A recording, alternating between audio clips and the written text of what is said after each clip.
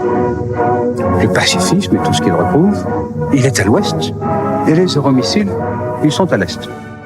We shall fight in the hills. We shall never surrender. Não estamos mais isolados. A solidariedade europeia não nos faltará. Diplomatas, um podcast de análise da atualidade internacional com Teresa de Sousa e Carlos Gaspar. Olá, muito bom dia. Aqui estamos para mais um episódio do Diplomatas, um podcast do Público e do Instituto Português de Relações Internacionais. Eu sou o António Saraiva Lima, tenho aqui ao meu lado no estúdio de Lisboa a jornalista Teresa de Sousa e o investigador Carlos Gaspar. Este episódio, que é o penúltimo desta temporada, está a ser gravado ao início da tarde de quarta-feira, dia 16 de julho. Vamos conversar sobre os últimos desenvolvimentos da guerra na Ucrânia, depois de Donald Trump ter feito uma espécie de ultimato a Vladimir Putin e ao Kremlin e anunciado o envio de armamento para as forças armadas ucranianas. Ainda relacionado com este tema, vamos olhar para as movimentações diplomáticas russas que tiveram lugar nos últimos dias na Malásia, na China e não só, e tendo novamente o presidente dos Estados Unidos como protagonista, vamos tentar perceber que consequências pode vir a ter a promessa da Casa Branca de impor tarifas de 30% às exportações da União Europeia. Começando então pelo primeiro tema, Donald Trump já não esconde a sua irritação com Putin, com quem diz que fala muitas vezes, mas de quem não consegue obter um compromisso sério para parar os ataques contra a Ucrânia, por um lado, ou para encetar um processo credível de negociações de paz com Kiev. O presidente americano fez por isso um ultimato ao Kremlin, ou chega a um acordo de cessar fogo com a Ucrânia nos próximos 50 dias, ou os Estados Unidos vão aplicar taxas de 100% aos produtos russos e aprovar sanções secundárias ao país. Para além disso, Trump recebeu o secretário-geral da NATO, Mark Rutte, na Casa Branca, prometeu enviar sistemas de defesa antiaérea Patriot e outras armas e munições para a Ucrânia, que serão pagos pelos aliados europeus. Ainda assim, Moscou não terá ficado muito impressionada com esta aparente mudança de postura de Trump sobre o conflito e não se prevê uma alteração da estratégia russa na guerra. Teresa, eu começo por si para fazer talvez a pergunta do $1 milhão, que é aquele Donald Trump que humilhou a Zelensky na Casa Branca, que tem vindo a responsabilizar o presidente ucraniano pela invasão russa do seu país e que até chegou a suspender o envio de armas e de partilha de informações secretas com as tropas ucranianas. Mudou de posição sobre o conflito? Se eu soubesse, ganhava $1 milhão que me daria imenso jeito. Ou de rublos, agora, se calhar de rublos. Ou de rublos não me dava tanto jeito, mas dólares ou euros serviam perfeitamente. O que é importante aqui, a conclusão mais segura que podemos tirar desta mudança de posição do presidente americano é que, de alguma maneira, ela afasta o cenário que mais preocupava Zelensky e que mais preocupava os europeus do abandono da Ucrânia. E esse cenário chegou a ser considerado como um cenário possível desde a partir dos sucessivos episódios de Trump com o presidente Zelensky, já referiste, e de uma série de tomadas de posição americanas que vieram muito preocupantes, para além do facto de Trump considerar o seu homólogo russo como um bom amigo com o qual podia conversar e resolver os problemas. Esse aspecto parece-me essencial. O cenário do abandono está neste momento afastado. A partir daí surgem as incertezas sobre aquilo que vai acontecer realmente e até que ponto este apoio americano à Ucrânia é sustentado no tempo. É a grande dificuldade, quer os europeus, quer a Ucrânia têm para interpretar exatamente o que vai no espírito do presidente americano. Zelensky, neste momento, é isso que procura fundamentalmente, perceber qual é a sequência desta decisão do presidente americano. curiosamente, a remodelação que fez no governo e que muita gente interpreta, quanto a mim erradamente, de que há problemas. Claro que há problemas. Se não houvesse problemas na liderança ucraniana, é que eu ficaria preocupada. Queria dizer que aquilo era uma ditadura, onde não há problemas até ao dia em que a ditadura cai. Escolheu uma nova primeira-ministra, não é? Escolheu uma nova primeira-ministra, rodou alguns ministros, mandou o seu ministro da Defesa para Washington, para embaixador, e a sua grande preocupação neste momento é explorar todos os caminhos e os mecanismos possíveis de entendimento com os americanos. Ao nível da defesa, naturalmente, é fundamental. Ao nível da economia, a nova primeira-ministra foi ela que negociou com o secretário do Tesouro americano os acordos económicos em torno das terras raras e outras coisas que Washington negociou com Kiev. Portanto, há aqui uma preocupação muito grande de Zelensky, como sempre houve, de tentar manter uma boa relação com o presidente americano. Os problemas são muitos. Por exemplo, primeiro problema, que já é detectável hoje na imprensa europeia,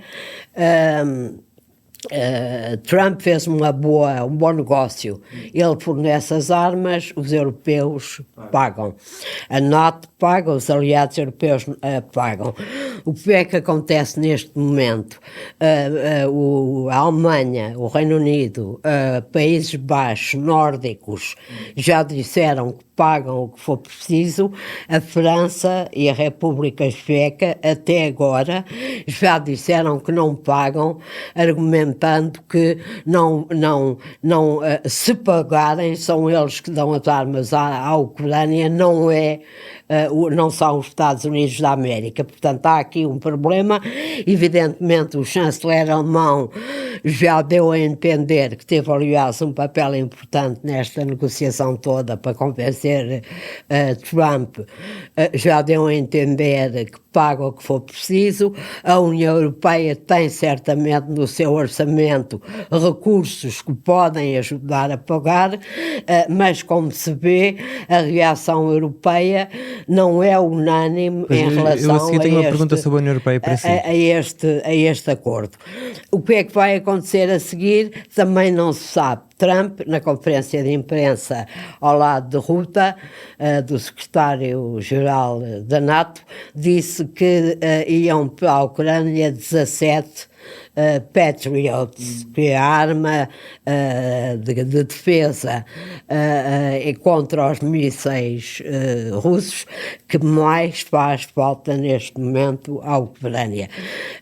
Ainda não se sabe de onde é que vem estes 17, se vêm dos Estados Unidos, são aqueles que a Alemanha e a Suécia ainda têm de reserva. Portanto, ainda há uma grande nebulosa em torno desta decisão, desta mudança de atitude política de Trump, mas, insisto, ela traz algum alívio, bastante alívio à Ucrânia, porque quer dizer que o cenário do abandono sai de cima da mesa, e era o cenário que mais assustava a Ucrânia, naturalmente, e os europeus. Carlos, o Kremlin desvalorizou as ameaças de Trump. Vimos o ex-presidente russo, Dmitry Medvedev, falar mesmo num ultimato teatral. O que eu lhe pergunto é, tendo em conta a realidade no campo de batalha, numa altura em que a Rússia está a liderar uma nova ofensiva no Donbass, Putin não tem propriamente grandes motivos para arrepiar caminho, ou tem? A esperança do Kremlin é que a mudança de Trump seja limitada. O ministro dos Negócios Estrangeiros, Sergei Lavrov, em Pequim, disse que o pobre presidente dos Estados Unidos estava a ser objeto de uma pressão indecente por parte, estou a citar, uma pressão indecente por parte dos dirigentes europeus. E tem uma parte de razão. Há efetivamente uma grande pressão do lado europeu e, sobretudo, há uma mudança na posição europeia quanto aos Estados Unidos. Uma mudança, designadamente, da posição do chanceler alemão. O chanceler Merz é uma espécie de anti-Merkel. A Merkel era a bête noire de Donald Trump no seu primeiro mandato presidencial, mas agora tem pela frente um dirigente conservador, um dirigente democrata cristão na tradição de Konrad Adenauer e de Helmut Kohl, que compreende tanto a importância da aliança com os Estados Unidos como a sua fragilidade. E é ele que está, por um lado, a pagar a conta, porque os Estados Unidos estão dispostos a vender armas à Ucrânia, mas quem paga é a Alemanha, com uma pequena ajuda de aliados menores, a Holanda, a Noruega, por aí fora. Mas o essencial é, aliás, o secretário-geral da NATO sublinhou isso na Casa Branca, que havia um apoio maciço da Alemanha, e ao mesmo tempo porque Merz está a dar passos concretos no sentido de garantir que a Alemanha e os europeus, a Alemanha, a Grã-Bretanha e a França, se vão unir para garantir a defesa europeia. Merz está em Londres amanhã para assinar um tratado bilateral de aliança entre a Alemanha e o Reino Unido. É inédito e complementa os acordos que já existem entre a Alemanha e a França e a Grã-Bretanha, consolidados com a fórmula que a Teresa citava outro dia da coordenação nas estratégias nucleares de Paris e de Londres. Está aqui a criar-se, e todos os dias há passos no sentido da consolidação de um triunvirato europeu que responde às questões que os Estados Unidos têm estado a pôr em cima da mesa há mais de 10 anos, desde antes da invasão da Ucrânia, certamente desde a anexação da Crimeia em 2014. Isso muda o contexto. E preocupa a Rússia ou não? Só pode preocupar a Rússia porque consolida, não é? Ou reduz a fragilidade das relações entre os Estados Unidos e os seus aliados europeus, que são a questão essencial. Mas Lavrov tem razão quando toma esta posição relativamente moderada, em que evita criticar diretamente o Presidente dos Estados Unidos. Ele é uma vítima da pressão indecente dos europeus, tanto mais que Trump se limita a não prejudicar a Ucrânia, garante à Ucrânia os meios de defesa se a Alemanha pagar, a Alemanha vai pagar, mas não prejudica a ofensiva de verão da Rússia, porque ameaça a Rússia com sanções a 50 dias. 50 dias é muito tempo. Quando se está no meio de uma ofensiva. Muita gente na Ucrânia. Dá para avançar, dá para consolidar essas coisas todas, e há sempre, não é? A possibilidade de, ao fim de 50 dias, o prazo mudar. Os prazos do Presidente Trump são prazos sui generis, não é? Não devem ser tomados à letra. Sim, quer dizer, para o Kremlin é uma razão de preocupação ver a Alemanha e os Estados Unidos alinhados em relação à Ucrânia, alinhados em relação à Rússia, alinhados também em relação à guerra no Médio Oriente. É importante sublinhar que Merz, ao contrário de outros políticos mais entusiastas, não disse nada sobre o Estado palestiniano e apoiou a ofensiva de Israel contra o Irão e a neutralização do programa nuclear. Está alinhado a um alinhamento efetivo à antiga, à maneira da Guerra Fria, e o Kremlin tem isso. A arma principal do Kremlin é a divisão dos aliados. Teresa já falou aí um pouco sobre as posições diferentes dentro da União Europeia. Nós vimos os 27 Estados-membros não conseguiram aprovar o 18º pacote de sanções à Rússia, que já foi apresentado há 2 meses, e cuja principal novidade é o estabelecimento de um novo teto máximo flutuante para os preços dos produtos petrolíferos russos. Na terça-feira, no final do Conselho de Ministros dos Negócios Estrangeiros da União Europeia, Kaja Kallas não escondeu a sua irritação, nomeadamente com a Eslováquia, que pediu o novo adiamento da aprovação deste pacote. Eu dei este contexto para lhe perguntar se a União Europeia corre algum risco de perder este barco da pressão máxima à Rússia numa altura em que Trump, pelo menos para já, parece estar nesse barco. Eu creio que a União Europeia, como sempre, vai acabar por ter mecanismos, vai recorrer a mecanismos para contornar o obstáculo da Eslováquia e, naturalmente, da Hungria.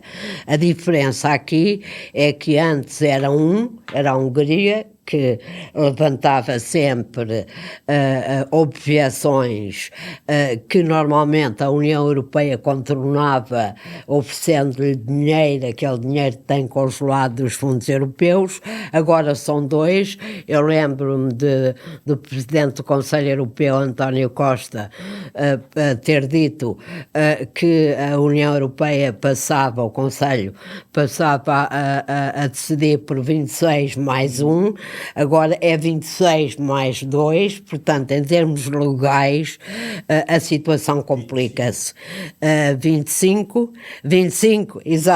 mais 2, enganei-me na conta, não sou como o engenheiro Guterres, mas enganei-me na conta. Ele enganava-se muito. Ele enganava-se muito, 25 mais 2, começa a ser complicado, mas a União Europeia vai ter, de uma maneira ou de outra, embora já haja um grande atraso na aprovação do 18º pacote de sanções à Rússia, vai ter de encontrar uma maneira, se não entra em contradição com ela própria e não resolve o seu maior problema de sempre, que é a guerra na Ucrânia. Se utiliza a mesma técnica que utiliza com Vítor Orbán, que é comprá-lo, se utiliza outra qualquer, vamos ver, mas é de facto um constrangimento, é uma situação complicada. A União Europeia a Europa joga o seu futuro na Ucrânia, há absoluta consciência disso, de uma parte significativa dos líderes europeus. Merz é mais uma vez um exemplo. Não há dia que ele não diga que todo o dinheiro, todo o esforço que a Alemanha e outros países estão a pôr no apoio à Ucrânia é mínimo se comparado com o que a Europa e a Alemanha teriam de pagar se a Ucrânia perdesse a guerra contra a Rússia.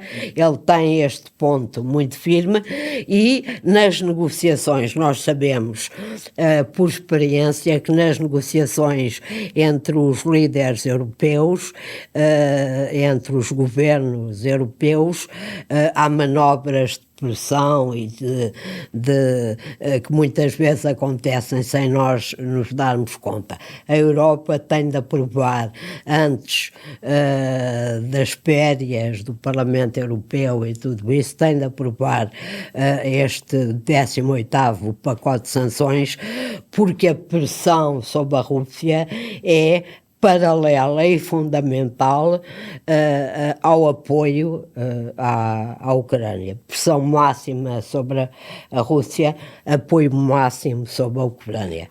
Carlos, o Carlos já falou aí um pouco sobre Sergei Lavrov, ministro dos Negócios Estrangeiros da Rússia, que na semana passada e no início desta esteve em várias frentes diplomáticas. Ele esteve nos BRICS, na ASEAN, na Cúpula do Leste Asiático, foi à Coreia do Norte, esteve também na Organização para a Cooperação de Xangai, um périplo que incluiu 2 reuniões bilaterais com o seu homólogo chinês, Wang Yi, e um encontro com Xi Jinping, presidente da China. Também se reuniu brevemente com Marco Rubio, secretário de Estado americano, na Malásia. Ao contrário do que os aliados ocidentais da Ucrânia pretendiam, a Rússia não parece estar isolada diplomaticamente. Isso também reforça a posição de Putin na guerra, nomeadamente estes encontros sucessivos com dirigentes chineses.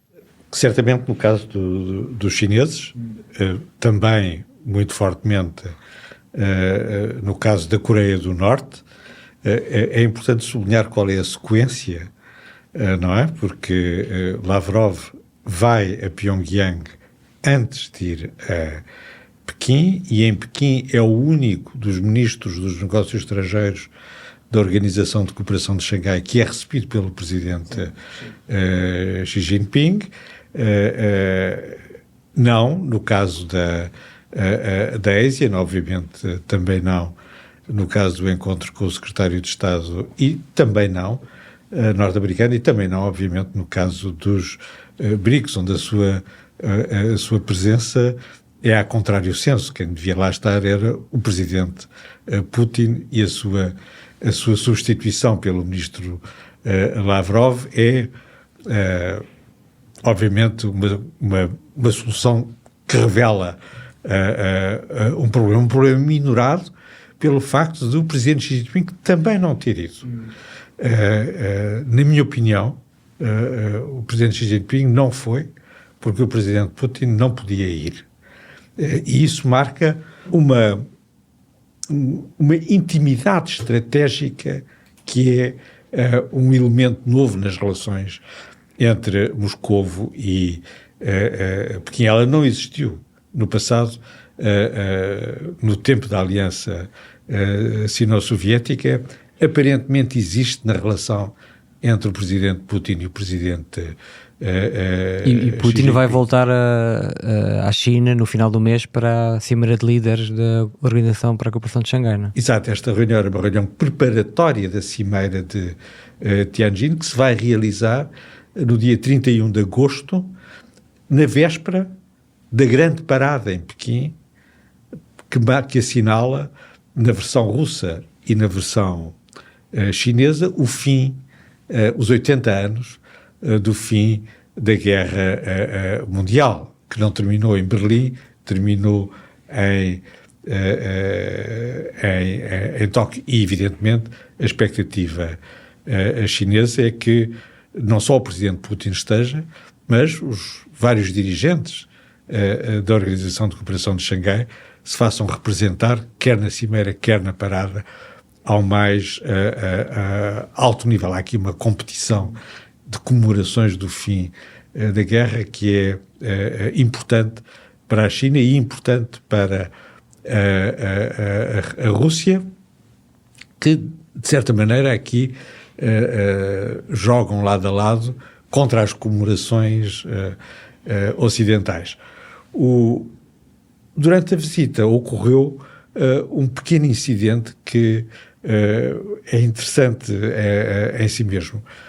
No relato que o Ministério dos Negócios Estrangeiros, do Ministério dos Negócios Estrangeiros chinês faz do encontro entre o ministro Wang Yi e o ministro Lavrov, o ministro Wang Yi diz que a relação entre a China e a Rússia é, e cito, a relação mais estável, mais madura e mais importante, mais valiosa estrategicamente de todas as relações entre as grandes potências. Isso confirma o empenho do Wang Yi em defender a aliança com a Rússia. Ele já tinha dito em Bruxelas outro dia que a China não podia deixar a Rússia perder a guerra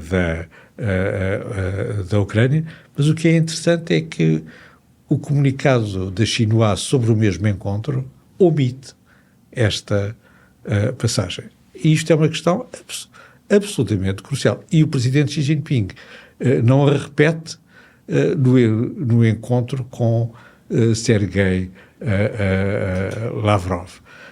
Porque é que a caracterização tão enfática do ministro chinês, que é membro do Bureau Político do Partido Comunista da China, não é repetida pela Xinhua, pela agência oficial da China. Há aqui um mistério, é um mistério para nós, e queria sublinhar esse ponto, que mostra que nós não sabemos nada do que se passa em Pequim na direção política chinesa, e ficamos perplexos perante estes incidentes que certamente revelam uma fissura política interna muito importante, mas que nós não sabemos caracterizar. Os regimes totalitários têm essa qualidade, que é a opacidade completa perante o exterior, e essa é uma das razões importantes para não se confiar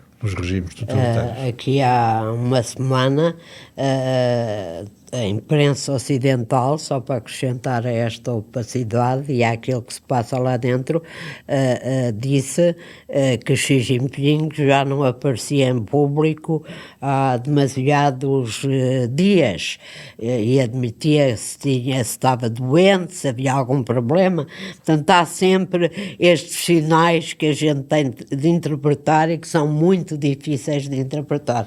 Muito bem, vamos então passar ao tema tarifas. Donald Trump revelou finalmente os seus planos para a União Europeia, promete aplicar taxas alfandegárias de 30% para produtos dos 27 que entrem no mercado americano a partir do dia 1 de agosto. O presidente dos Estados Unidos insistiu que o país tem um dos maiores déficits comerciais com a União Europeia, mesmo afirmando que os 30% são inaceitáveis e que esta taxa é proibitiva para o comércio entre os dois blocos. Pelo menos para já, a Comissão Europeia vai suspender as medidas de retaliação contra as tarifas americanas. Esta semana, um texto no Público, assinado pela jornalista Rosa Soares, perguntava se esta decisão da Comissão é um sinal de abertura ou de fraqueza da União Europeia. E, portanto, é essa a pergunta que eu lhe faço, Teresa. Eu acho que não é um sinal de fraqueza, é um sinal de prudência. É verdade que a imprensa refere, e é verdade, que o presidente Trump teve de fazer cedências à China que foram importantes para fazer um acordo quadro, ainda não específico, com Pequim. É verdade que poucos países têm ousado enfrentar a guerra das tarifas. Trump enfrentou o Canadá, praticamente, a China, naturalmente, e pouco mais até agora. Agora, a União Europeia... o que está em causa na União Europeia é gigantesco, é isso que nós temos de perceber em termos de economia, porque é fácil falar, pode-se dizer a União Europeia tem de confrontar o presidente e ver o que é que isso acontece, mas a Comissão Europeia tem de fazer contas ao impacto na economia europeia se há uma escalada de tarifas que Trump pode decidir a partir do dia 1 de agosto, como já disse que faria, duplicando as tarifas que agora aplica. Pode dizer-se, também é fácil dizer, que o que a União Europeia tem de fazer é diversificar os seus parceiros comerciais e não contar tanto com o gigantesco mercado americano. É fácil dizer, não se mudam parceiros comerciais estalando um dedo, é um processo que leva tempo. Portanto, o que nós temos aqui é a União Europeia precisa de uma estratégia que eu não tenho a certeza que tenha já neste momento, que lhe permita adaptar a sua economia, as suas relações económicas e comerciais com o resto do mundo, a uma economia que, citando o célebre colunista, famoso colunista do Financial Times, Martin Wolf, é uma economia nova. Não conhecemos ainda os contornos dessa economia. A União Europeia não conhece, os Estados Unidos não conhecem, ninguém conhece. A ideia era que, antes de Trump, é que houvesse uma transição suave entre a globalização e os seus sucessos e uma outra forma de globalização, não só mais regulada, mas mais regionalizada, acelerada esse processo de transição que a Europa estava a fazer, que o presidente Biden estava a fazer, que o Japão, com outra perspectiva, estava a fazer, foi interrompida bruscamente pela decisão de Trump de lançar tarifas contra o mundo inteiro e, portanto, há aqui uma situação de indefinição que é perigosa. A União Europeia está dividida, eu já referi isso aqui, em relação à maneira de tratar com Donald Trump. Países como os nórdicos ou os Países Baixos ou a Alemanha não se importam de um acordo menos bom desde que seja rápido. Outros países como a França têm uma postura mais confrontacional e querem um pouco olho por olho, dente por dente. Portanto, a Comissão tem de fazer aqui um balanço. Da outra vez, preparou um pacote de retaliação no valor de 25 mil milhões de euros.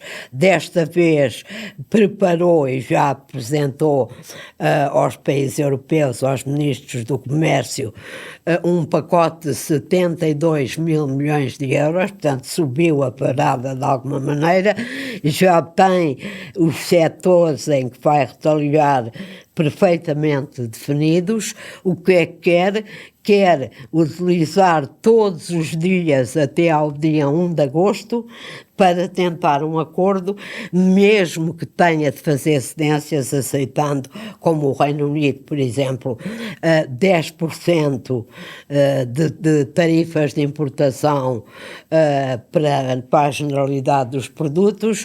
Há muitos estudos que mostram que pelo menos as grandes empresas conseguem incorporar no preço parte desse custo, não é uma parte significativa, só o resto é que se transformaria numa barreira ao comércio e num aumento dos preços dos produtos vendidos pela Europa nos Estados Unidos. Mas há aqui um jogo que a Europa tem de fazer e que creio que até agora, apesar de tudo, está a fazer bem.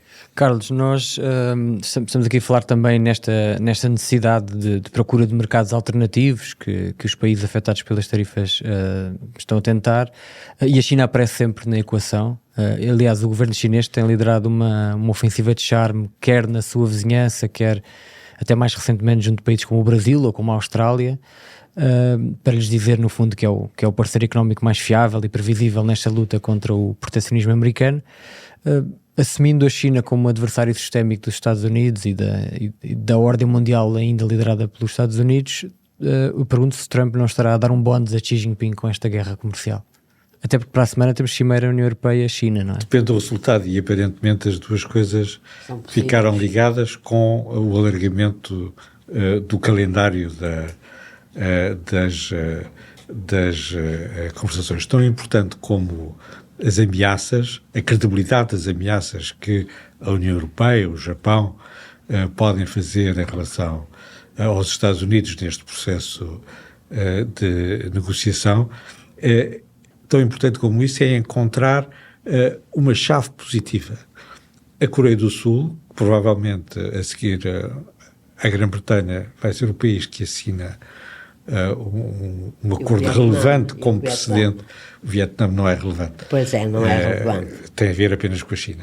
A Coreia do Sul é relevante, é uma democracia industrial, não está, mas podia estar no G7, e a fórmula que os norte-coreanos, que têm igualmente uma dependência extrema como nós em relação aos Estados Unidos no domínio da defesa, encontraram, para além da dimensão da defesa, são os semicondutores. A Coreia é um grande produtor nesse domínio, e a construção naval. Porque os Estados Unidos precisam de parceiros para recuperar o atraso que acumularam em relação à China no domínio da construção naval e provavelmente em breve no domínio dos navios de guerra que a China continua a construir a uma velocidade inquietante. Encontraram, os norte-coreanos têm grandes estaletes. Sul-coreanos. Sul-coreanos são primeira água na construção naval, estão muito avançados na construção dos navios que podem fazer a rota do Ártico, são mesmo os mais avançados nesse domínio, mais do que a própria Rússia. Os japoneses ainda não encontraram, estão muito à volta da parte militar, securitária, incluindo os mísseis, que são essenciais para o seu novo ciclo de defesa. O Japão está a acompanhar um pouco a Alemanha na restauração das suas capacidades convencionais de defesa, neste caso perante a China. No caso da União Europeia, nós já conseguimos ver um pouco a que é a parte da defesa, mas aparentemente há um problema com a inteligência artificial que pode ser aí que está a chave do acordo. Quando soubermos o resultado, não é? Podemos concluir se o presidente Xi Jinping está satisfeito ou não. Se estiver satisfeito, as coisas correram mal. Se não estiver satisfeito, as coisas correram bem. Só um pequeno acrescento. Ursula von der Leyen, quando falou com Trump, mostrou-se disponível para algumas cedências em matéria de regulação da inteligência artificial, que é uma coisa que os apoiantes de Trump querem desesperadamente, e também lhe disse que estava disposta, a União Europeia estava disposta a seguir as regras, a aproximar-se das regras americanas em relação às relações com a China. Portanto, há um esforço estratégico também da União Europeia para acalmar Donald Trump, além de que a Europa é, mesmo agora, sem esta nova vertente do apoio à Ucrânia, é o maior comprador de armas norte-americanas do mundo. Muito bem, meus caros, chegamos ao fim do nosso tempo, foi um gosto ouvi-los, como sempre. Obrigado também a quem esteve desse lado. Se ainda não subscreveram o Diplomatas, recomendamos que o façam e comentem e avaliem o podcast. Nós voltamos para a próxima semana para o último episódio antes da pausa de verão, que terá lugar durante o mês de agosto. Até lá. O podcast Diplomatas é uma parceria Público-IPRI, Instituto Português de Relações Internacionais. Para não perder os novos episódios, subscreva este podcast do Público na sua aplicação preferida. Para além deste programa, há mais para descobrir em público.pt/podcasts. O Público fica no ouvido.